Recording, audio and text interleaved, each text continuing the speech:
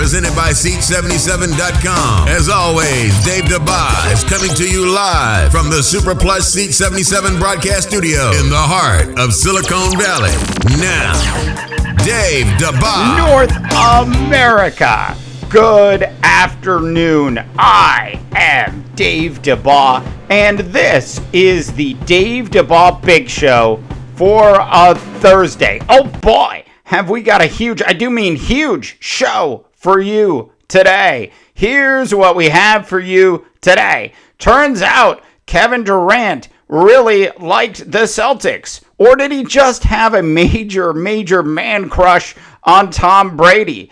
I swear, Johnny Manziel has the best publicist in the history of publicists. Jeff Gordon to come out of retirement. We have Julian Edelman going yard over the Green Monster. And I have to tell you, when the biggest sports story of the day is a football player hitting a home run at batting practice, you know it was a slow sports day. I've got Donald Trump under pressure as Queen wants Trump to stop using their song, "We Are the Champions." The NFL czar of concussions has finally been forced out by Roger Goodell. Hey, Roger, you're about 5 years too late on that one. And Mr. Skyhook himself, Kareem Abdul-Jabbar, has agreed to speak at the upcoming DNC. Hey, Tim Tebow, notice how no one, and I mean no one, is outraged by Kareem speaking at the DNC. All of that and a whole lot more coming up on today's Dave Dabbah Big Show. All right, North America, thank you so much for all of your support. We are available on Facebook, Twitter, the Sound of Cloud. Of course, Spreaker, our big announcement. We are now on the iHeartRadio app as well in the podcast section. Plus, as always, our big iTunes channel is blowing up. So thank you for all of your support there. And now, North America, it's time for exclusive coverage of the National Basketball Association, the league that Magic Johnson, Larry Bird, and Air Jordan saved for Shaq, Kobe, and LeBron James. Presented by Seat77.com. And now, back to the Dave Dabbah Big Show. Okay, North America, it is time to talk about your National Basketball Association. But before we dive into that, a couple notes from the show we posted 2 days ago. Now, we got a couple emails about this, and one of the emails was, Dabbah, it looked like you were in a dungeon. Okay, so I should explain. Now, we do a podcast, but we simulcast it on YouTube. And, of course, we were having what can best be described as some lighting issues during the last show. So it almost looked candlelit in here.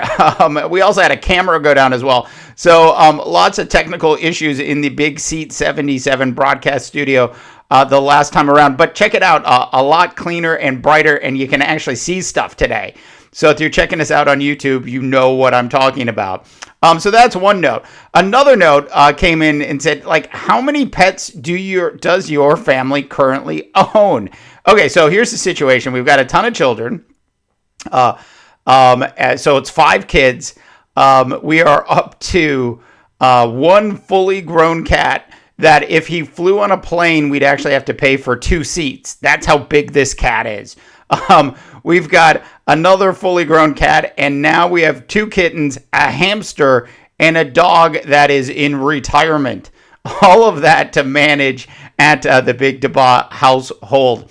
All right, so we have given a name to the kitten. We will tell you that name a little later in the week when we get into more of the Dave Dabbah Big Shows. Okay, so on to the National Basketball Association. Happy Tim Duncan Day, North America. That's right, in San Antonio, it's Tim Duncan Day madness, if you will. The police department and fire department got together, and they spelled out Happy Tim Duncan Day, lying down on the ground. This was a human version of Happy Tim Duncan Day. Very interesting goings on. So a real quick question for you. Do you think Greg Popovich is going to be able to survive in San Antonio without Tim Duncan? Now, if you think about it, he had Robinson and then he had Duncan. Is there enough left on this Spurs roster to make Popovich's madness continue to function? I want to know what you think. Go ahead and tweet us on Twitter, on the Seat 77 app page, or drop us an email, North America, info@seat77.com. All right, so as everybody knows, for the last 6 months, since we started doing the big Dave Dabbah Big Show broadcast here in the Silicon Valley, and the rumors began, it was probably about 3 months ago, the rumors began that Kevin Durant was going to be a Warrior. And I jumped up on this story and said I thought that would be a bad idea, purely from a chemistry standpoint. So what does KD do?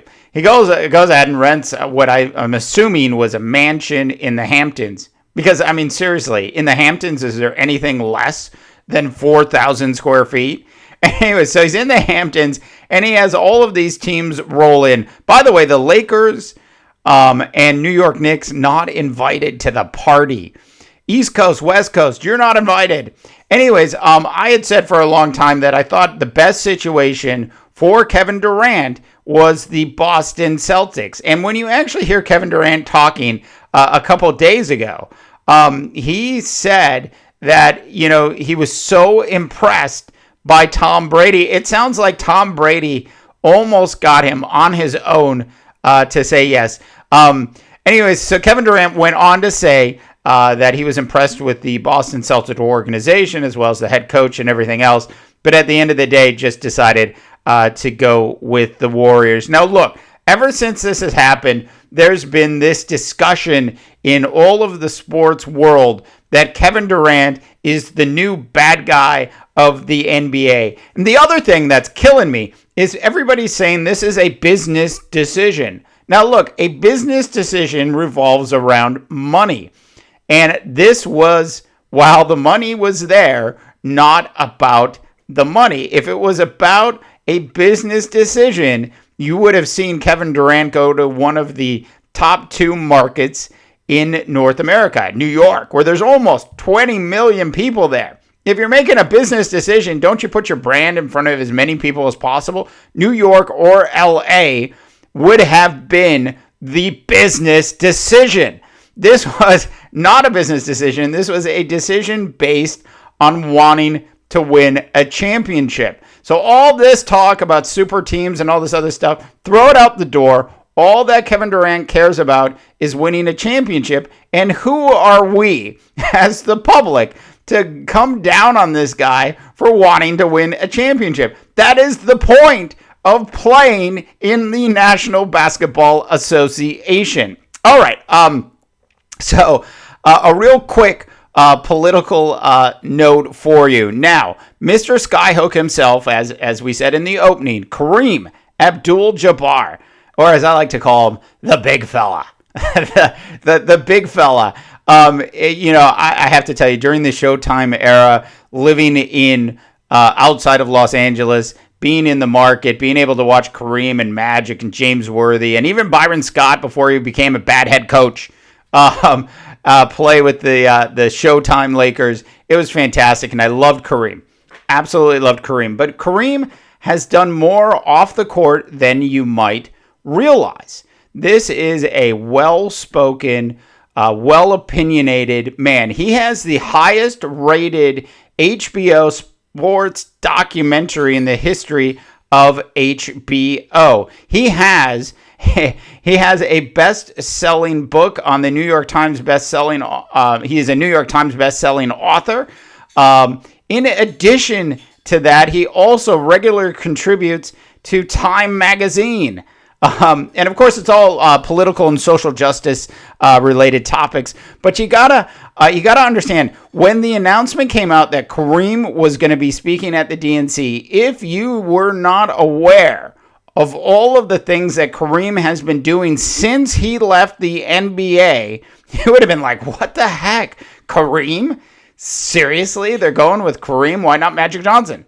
Anyways, so I just wanted to make sure everybody had a strong understanding of what Kareem has been doing since he retired from the NBA. All right, so Jeff Gordon is coming out of retirement. Look, I don't know if anybody's seen Jeff Gordon on any talk shows at all. I've seen him on a couple talk shows. I think he's fabulous. He did a fantastic job on Fox as well this year. Television loves Jeff Gordon. It kind of surprised me because as a follower of the sport, I always felt like he was a little whiny. But he's actually really, really good at TV. Anyways, Jeff coming out of retirement to drive for Dale Earnhardt Jr., who is suffering from concussion-like symptoms. It is a 2-race deal. So it will be a little strange to see Jeff Gordon rolling around in the old number 88 car. But anyways, he'll be driving at Indianapolis this weekend. Elsewhere around the world of controversy, if you will, Donald Trump is under pressure by Queen, that's right, the rock band Queen, for using the We Are the Champions theme music at his convention. So when Queen found out that the Trump organization and the RNC, or as I like to call it, Trump Land, were going to be using We Are the Champion, they sent a note in to the RNC requesting that they would stop using their music. Now, I should point this out. Queen doesn't want any politician anywhere in the world using We Are the Champions. They don't want it used for any political purposes. Look, if you're on the left, if you're on the right, if you're in the middle, if you're on a different planet and you're running for office, Queen does not want you using their music. So anyways, they sent a letter in to the RNC, and the RNC came back and said, no, we're not going to pull it. So then Queen decided to go out and get its music label involved, which was Sony. Sony then wrote a long letter to the RNC asking them to stop using the music. Then the RNC did what the RNC does, and they came back and they said, we have every right to use it. We licensed it. Then Queen's like, how'd you license it? And it turns out that We Are the Champions is part of the BMI a music group label, and BMI is an organization that kind of groups together songs and then puts it into a catalog, and then you can license this catalog. So as it turns out, the RNC has a blanket license of this catalog. Look, I don't know how many songs are in it, but it's got to be like between 30 million and 100 million. Look, if the new Napster, which is the old Rhapsody, has 30 million songs, I got to believe the BMI umbrella probably has close to 100 million. Regardless of how many songs they have in the license, there's a ton of other songs that the RNC could be using as opposed to We Are the Champions. Anyway, so this is one of the core problems with the RNC. You've got a band that comes out and says, please don't use this. And then they go, okay, so we understand that you have it under license, but we'd still like you not to use it because we don't want this song used for political purposes. And the RNC thumbs their finger at Queen. How could you do that? Poor Freddie Mercury. Absolutely unbelievable. All right, tell us what you think, North America. info@seat77.com or tweet us at the Seat77 app. Other shameless plug real quick.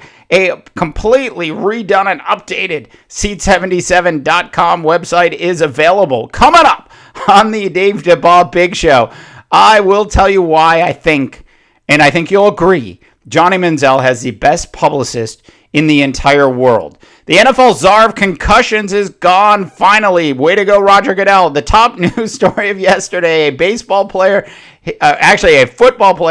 hitting a home run during batting practice in Boston. And this just in, someone posted a 6-inch wall around Donald Trump's star on the Hollywood Walk of Fame. All of that and more coming up on the Dave Dabbah Big Show.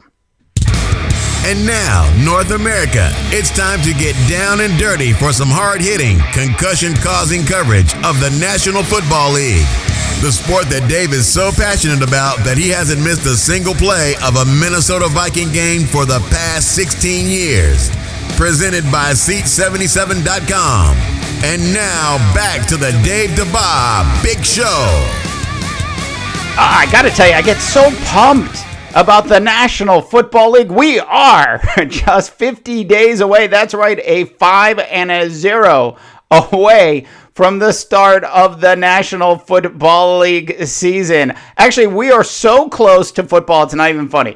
The Hall of Fame game. Look, I wonder what the odds are in Vegas on the Hall of Fame game as the Baltimore Colts are going head-to-head with the Green Bay Packers. It was just fun to say Baltimore Colts. Anyways, so Hall of Fame game, August 7th. It's like 2 weeks away, people, right around the corner. All of the fantasy football stuff is getting ready to explode across your televisions and your airwaves. Get ready for the onslaught, North America. I'm telling you. Okay, so look, first story is Johnny Manziel. I'm telling you, he has the best publicist in all of sports.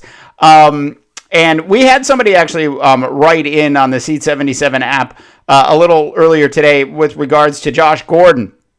And this guy said that he thought Josh Gordon, that the Browns should actually just hire a full-time coach to just stay with Josh Gordon all the time. So they would just kind of like keep Josh Gordon out of trouble. Well, Johnny Manziel's publicist just must be with him at all time. And they must have TMZ on the payroll because he is in the news constantly. Once again, Johnny Manziel in the news. He can't even go to a bachelor party. Well, look, Johnny Manziel at a bachelor party, you've got to know something was going to go wrong, right? Anyways, so Johnny gets into a little bit of a scuffle, and whether or not it was his fault or not his fault is irrelevant. He's like Donald Trump. The strategy is keep your name in the public's eye regardless of if it's good or bad. And what we get most of the time with Manziel is bad Manziel. So I thought about this for a second, and I decided to go do some research into this. Now, Johnny Manziel was playing on what can best be described as a CFL football team with NFL uniforms. I'm telling you, that is exactly what the Cleveland Browns were like over the last 2 years. Now, maybe things will change, but honestly, if you looked at the Browns over the last 2 years, CFL, right? Anyways, so Johnny Manziel, he started 8 games. Of course, they won 2 and lost 6. Once again, remember, CFL, 1,500 yards passing, 7 touchdowns, 5 interceptions, QB rating of just under 80%. Look, I got to tell you, those are not Ryan Leaf numbers. Those are legitimate backup quarterback NFL numbers. The kind of numbers Jeff Hostetler would have put up during his, 15 to 20 year career. Johnny Manziel certainly has enough talent to be a backup quarterback in the National Football League, or as I like to say, a starting quarterback for the Buffalo Bills. All right, North America, tell us what you think. But his number's not as bad as you think. Info at seat77.com or hit us up on the Seat77 app Twitter page. All right, so on to a little bit of serious notes. Okay, so Elliot Perlman, who is an employee of the New York Football Jets, as well as a consultant with the NFL. This is the guy who would get up in front of Congress and say that there's no links between football and concussions. Look, I don't know about you. I played a lot of football when I was a kid, and I did get knocked out, and I'm sure I had a concussion. But my mom still made me go to school the next day. I'm still not sure what we even talked about that day or the day after that.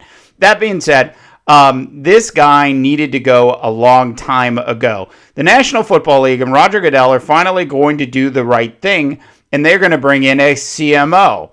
Now, if you're in the Silicon Valley and you hear the term CMO, you think Chief Marketing Officer. But if you're in any other part of the country, CMO means Chief Medical Officer. And the NFL will hire a Chief Medical Officer to be on staff full time. This is exactly what the National Football League needs to do. Should have done it a long time ago. Elliot Perlman went out of his way to protect the shield, and by doing that, he stopped protecting the players. All right, North America. Yesterday's biggest sports story of the day I mentioned this in the opening. It's shocking, but it was a slow sports day yesterday. Biggest sports story of the day. Julian Edelman of your New England Patriots went to batting practice at Fenway yesterday, and he hit a home run over the Green Monster. This was like the biggest news story of the day. A football player hitting a home run over the Green Monster. When asked how many he hit during his batting practice, Edelman said, I don't know, 6 or 7 home runs, and he did. There's some great footage of it. Okay, if you're a Patriots fan, this was good to see.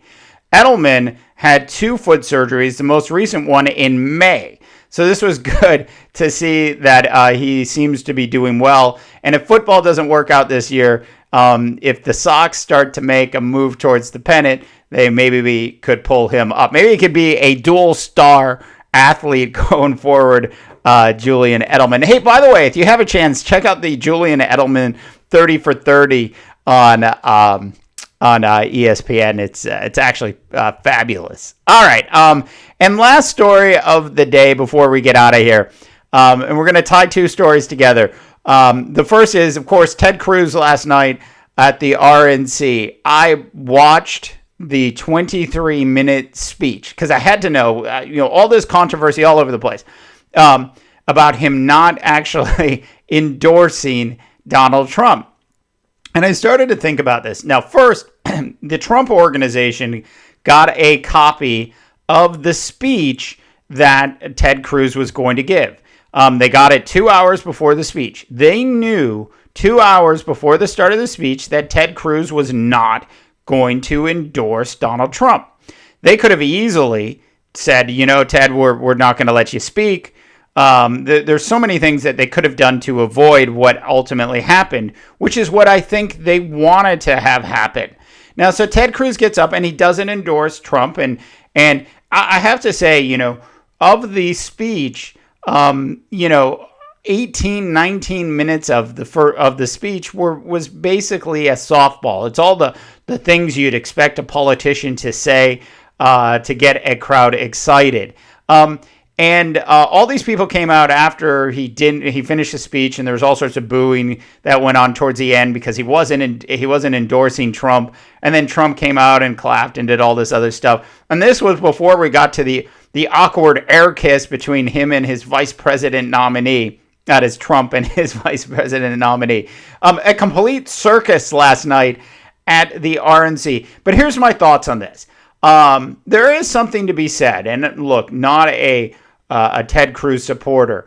I will say this, though. I did gain some respect for Ted Cruz last night because he got up, he gave a speech about the issues he wanted to give a speech about, and most of those follow the party line. And instead of falling in behind like a sheep to just follow the herd, he decided to go against the herd because, quite frankly, he doesn't believe in the person who is going to be the nominee of his party. And I think at the end of the day, that's the right thing to do. And if you look back at this in a couple years, I think you'll agree as well. Okay, so we have that. But my favorite story, and I've got to pull this guy's name up. This guy is just absolutely fabulous. Okay, Plastic Jesus. No, it wasn't Baby Jesus. It was Plastic Jesus. So Plastic Jesus is a British artist who lives in Los Angeles, a famous street artist. And Plastic Jesus decided to put a fence around Donald Trump's Hollywood fame star. So if you go to the Hollywood Walk of Fame today and you see the stars out and you see Donald Trump's star, there's a fence around it. It's about 6 inches high, and my favorite part of the fence is it's got actual barbed wire on it, and he's boxing in Donald Trump into this fence, and there's all sorts of signs about keep out and all this other stuff. So absolutely fabulous. All right, North America, we are back for more fun in the next day or so. We want to hear from you. You tell us what you think. Remember, we are available on the iHeart Radio app in the podcast section. Hey, look, this is a big deal for the Dave Dabbah Big Show, so we are super excited about that. For the silent one, who's always silent, I am Dave Dabbah, reminding you that not everyone can be a champion, Ron Rivera, but everyone can act like one can. And good luck, North America.